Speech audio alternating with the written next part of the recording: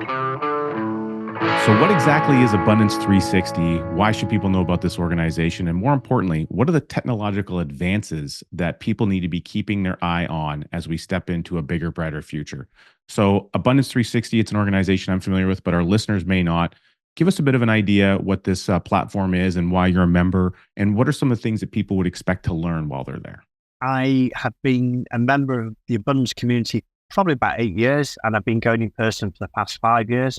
And honestly, I kind of said that I was a little bit of a geek, and this is my favorite kind of 3 working days of the year, every year without fail. I love this because you can completely geek out on all the stuff that it looks at. So, it's run by a guy called Peter Diamandis. He's a futurist. His MTP is to help millions of entrepreneurs around the world understand where technology is going and how it will affect their businesses and the businesses that they work with.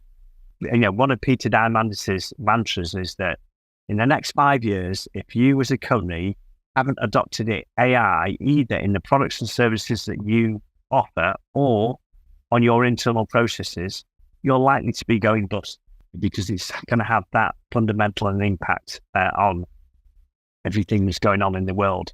And actually, the advent of ChatGPT, I think it was 3.5, wasn't it, that came out November, 18 months, 2 years ago now. That kind of changed people's perception of AI, and it became almost overnight, it became accepted that things were going to change massively. I still don't think that people understand how big an impact it's going to have on our lives, and it is already having on our lives, actually. But it's huge. And as an entrepreneur, it's really important that you understand where technology is going. So, if you do get the opportunity to go to Abundance, it's an expensive conference, but they produce lots of free material. Start to look at the free material they produce. And if you get the opportunity, go to this conference, because it will give you an unfair advantage over everybody else. You know what's coming around the corner. You can make sure that you account for that when you're building your company strategies. And you fundamentally changed the AG. We moved from being a tech product investor to an AI tech product investor.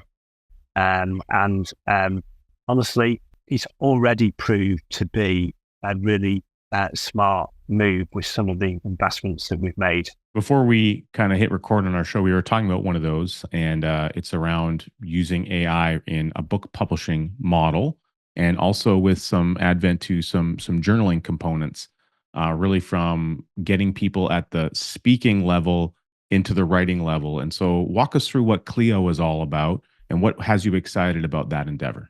A little bit of context. I've written 5 books now, or been involved in writing 5 books. So 2 of my own, 3 within my companies, of which I've written several chapters in each of those books. But I've driven that because books are a really great way of proving credentials. If you've written a book, people automatically assume you're an expert on the subject, and you should be if you're writing a book on it. So that's fair. And I used a service. I'm dyslexic. There's no way I'm sort of dyslexic. I've got the attention span of a goldfish, and I'm time poor. There was no way on this earth that I was ever going to be able to sit down and write a book. I didn't have the time, patience, inclination, knowledge to do that. And I came across a lady that used to work for Strategic Coach in the UK called Georgia Kirk, who left Strategic Coach to set her own business up, and it was a speak your book business. Perfect for me, right? So, a human at that point used to walk you through a process, and it was 8 one-hour Zoom calls. The first one was really to understand the vision for the book, what you wanted to achieve, maybe come up with at least a working title. It might not be the finalized title, but a working title. And then to come up with the chapter headings.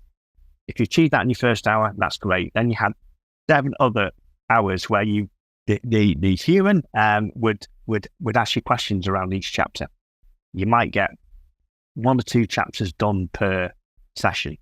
And at the end of it, it was recorded. The transcript using Otter was converted into text, and then a human editor would come in, listen to the conversation you had, and it is just a conversation, him asking you questions about that chapter,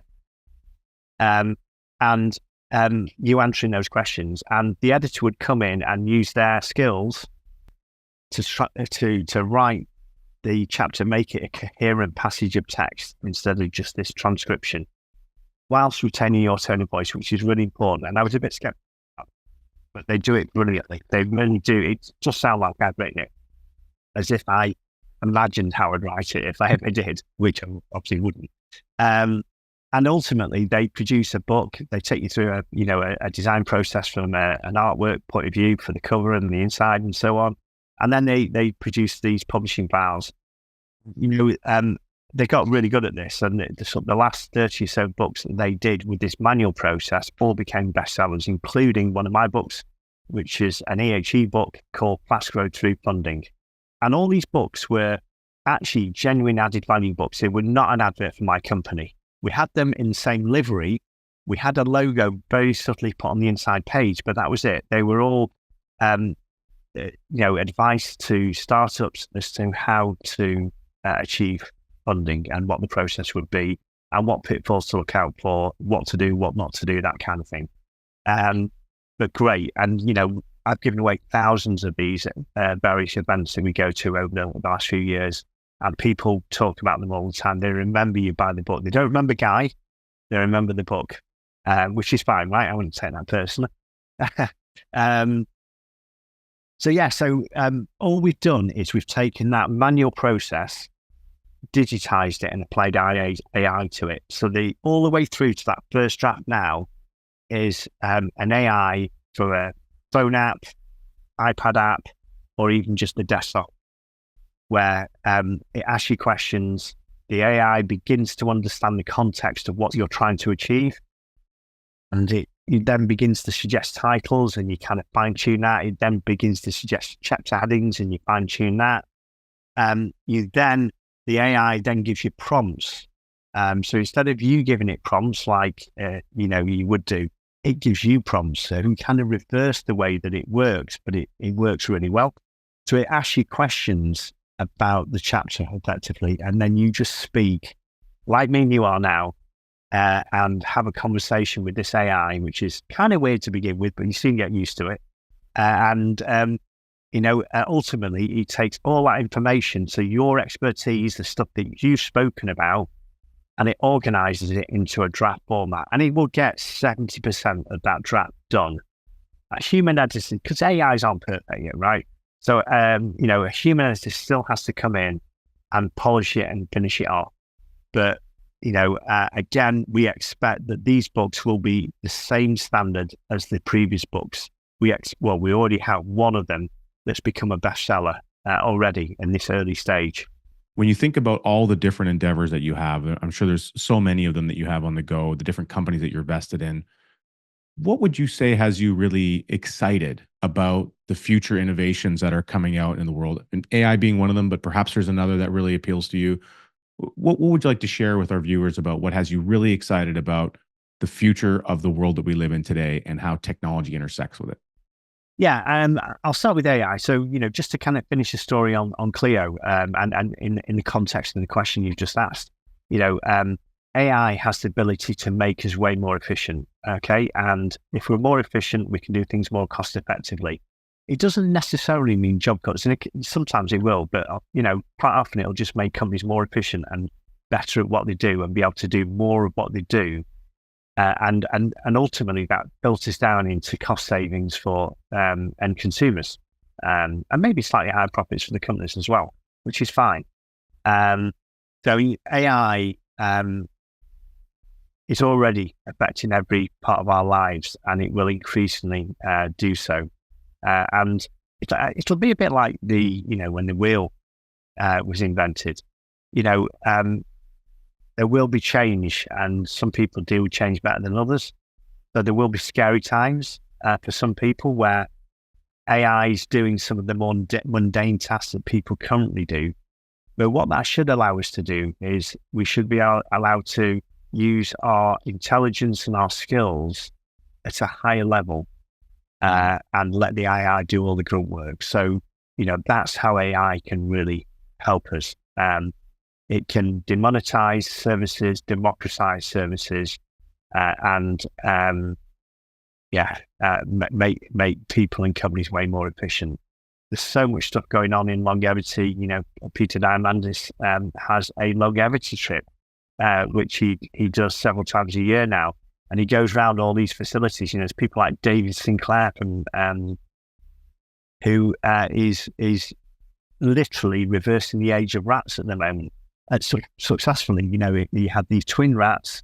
They were both, one of them was grey and old, and the other one who'd had a mixture of various things that Dave is looking into, was just undeniably much, much younger. And they're looking at ways of using genomics and stem cell serums as to how they can reverse aging in humans. And I don't think that's far off. Ray Kurzweil was on the stage.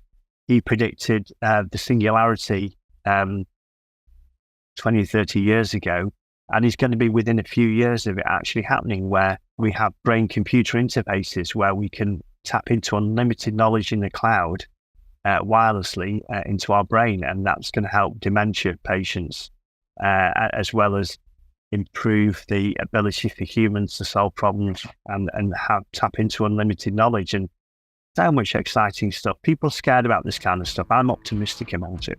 Amazing. Well, I love the optimism, and I love what the future holds.